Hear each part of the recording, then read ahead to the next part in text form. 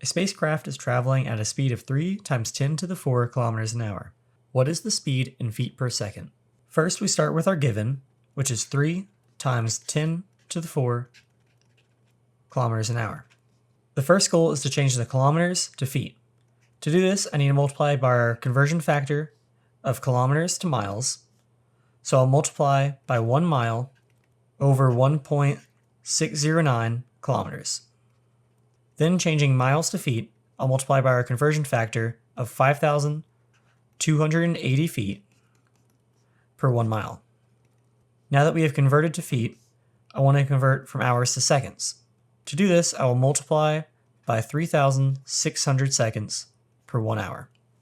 This equals 2.7 times 10 to the 4 feet per second.